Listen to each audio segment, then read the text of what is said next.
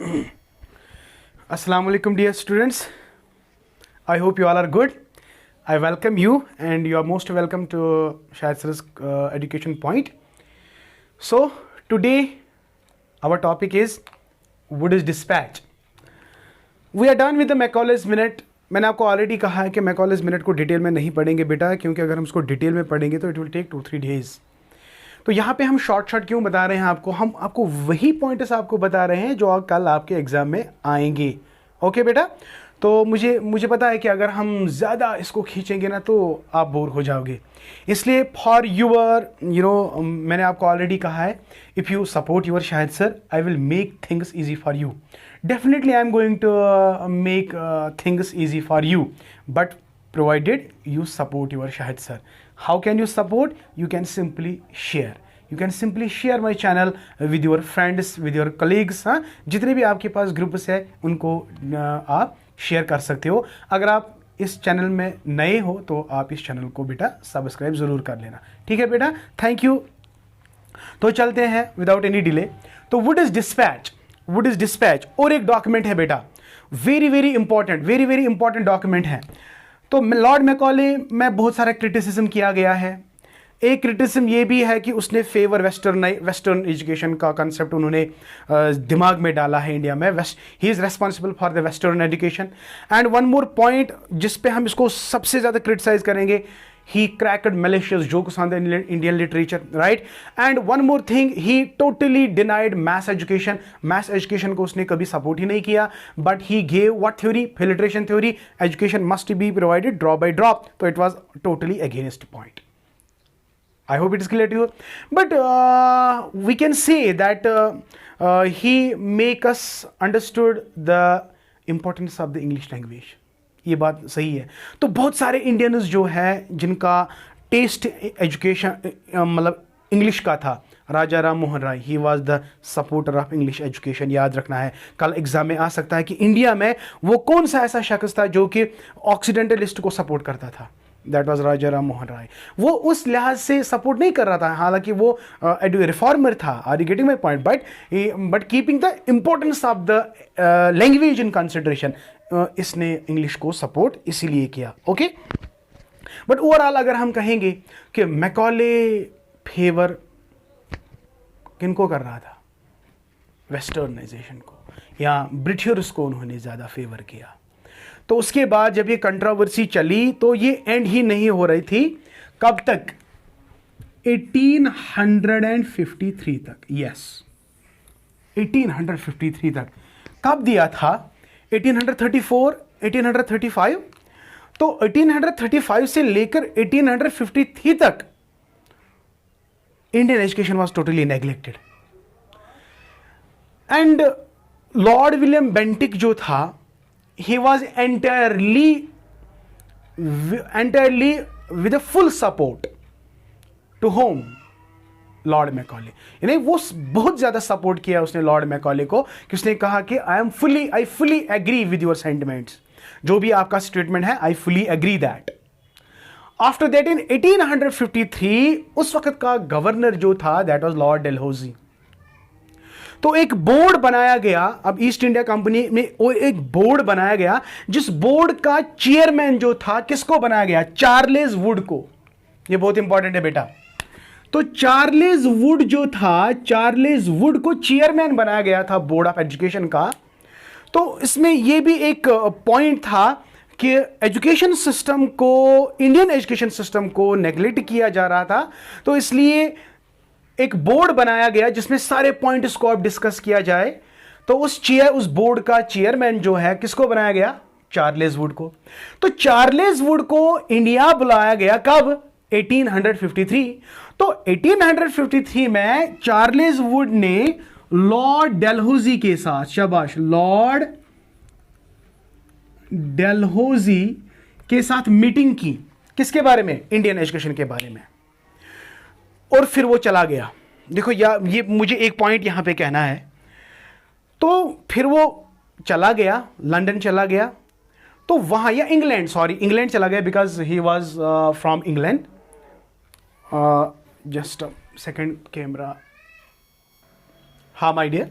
तो लॉर्ड डलहौजी के साथ मीटिंग करने के बाद वो इंग्लैंड चला गया और इंग्लैंड में से ही इसने एक डॉक्यूमेंट तैयार किया, फिर वही डिस्पैच किया लॉर्ड डलहौजी को। दिस इज द रीजन कि चार्ल्स वुड्स डिस्पैच कहा जाता है। It is not Woods report, no, it are Woods committee.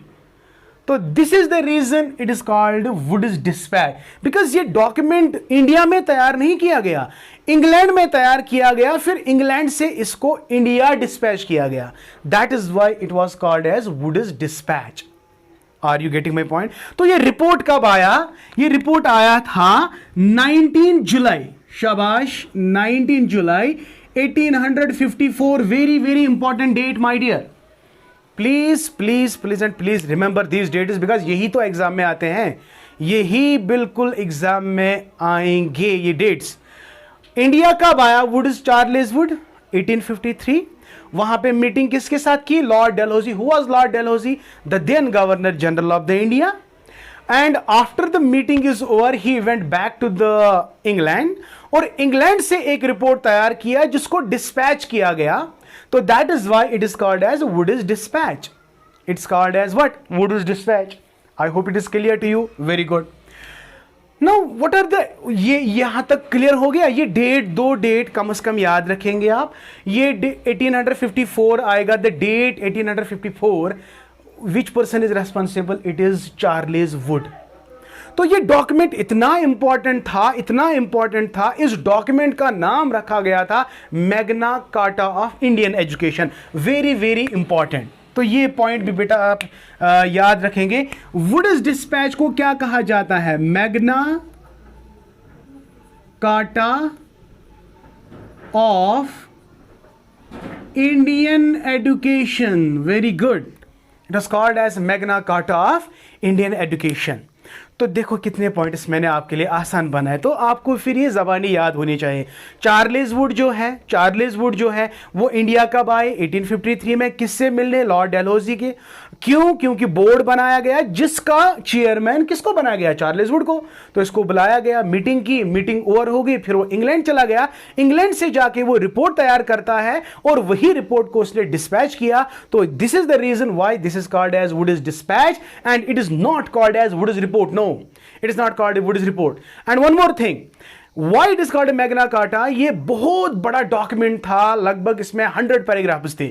Magna का बड़ा, Carta means an important document. तो that is why it is called as important document और Magna Carta of Indian education. तो this you have to remember my dear.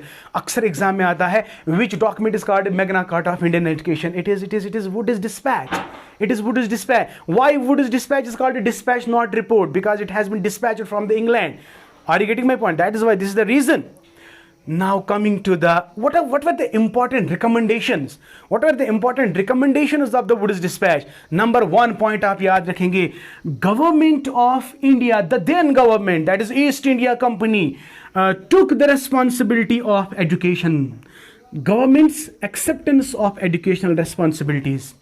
क्योंकि charter act 1813 में मैंने आपको कहा कि ईस्ट इंडिया कंपनी ने एक्सेप्ट मतलब रेस्पॉन्सिबिलिटीज़ को एक्सेप्ट किया था इंडियन एजुकेशन का, लेकिन वहाँ पे बहुत सारी कंट्रोवर्सीज हुई थी।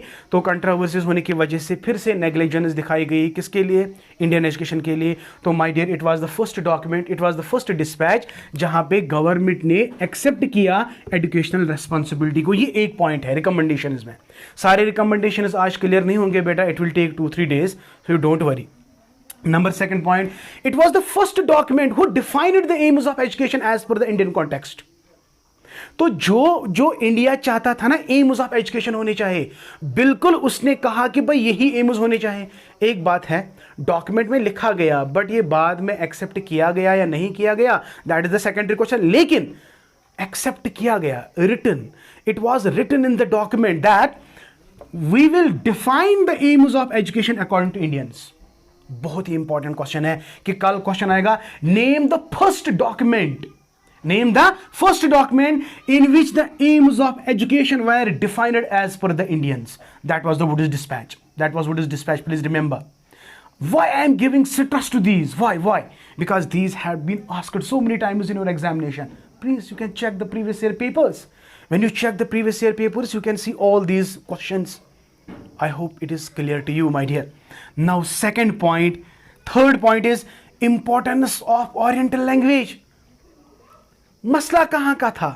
तो दो ग्रुप्स डिवाइड हो गए थे, दो ग्रुप्स कंट्रोवर्सी, ऑक्सीडेंटलिस्ट्स, ओरिएंटलिस्ट्स। ओरिएंटलिस्ट चाहते थे हमारी लैंग्वेज, नेटिव लैंग्वेज, यानी संस्कृत, पर्शियन, अरबिक, राइट। ऑक्सीडेंटलिस्ट्स क्या फेवर करते थे? English language. But this was the document जिन्होंने इंपॉर्टेंस दिखाई।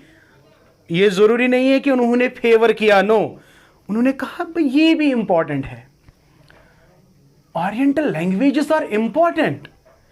बट उन्होंने मीडियम ऑफ इंस्ट्रक्शन को कैसे देखो टाला।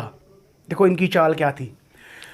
अगर ये डॉक्यूमेंट इंपॉर्टेंट है, इसने कहा कि oriental language is very important, इसका मतलब क्या था कि मीडियम ऑफ इंस्ट्रक्शन भी आप क्या रखोगे? शाबाश, ओरिएंटल लैंग्वेज, संस्कृत। बट उन्होंने कहा कि भाई इंडिया का लिटरेचर बहुत कम है, there is a shortage of the Indian literature, that is why the medium of instruction must be the English. तो अगेन यहां पे और कंट्रोवर्सी शुरू हो गई। तो again this document was against, क्योंकि कंट्रोवर्सी किसके लिए थी? भाई मीडियम ऑफ इंस्ट्रक्शन क्या होगा, इंग्लिश होगा कि नेटिव लैंग्वेजेस होंगे? तो अगेन इसने क्या कहा कि since Indian language, Indian literature, there is a shortage, so English must be the medium of instruction. Are you getting my point? So this was the fourth point. This was the fourth point. English must be the shabash medium of instruction due to as there is shortage of Indian literature.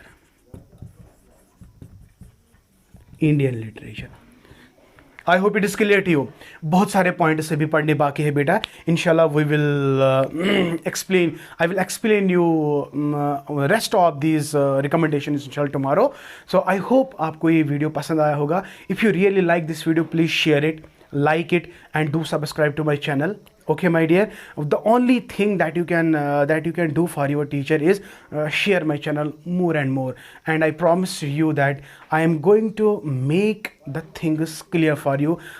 Since I have created 2 channels, and I request all of you kindly do subscribe to both my channels. Thank you, may Allah bless you, and always keep learning. Thank you, Allah Hafiz.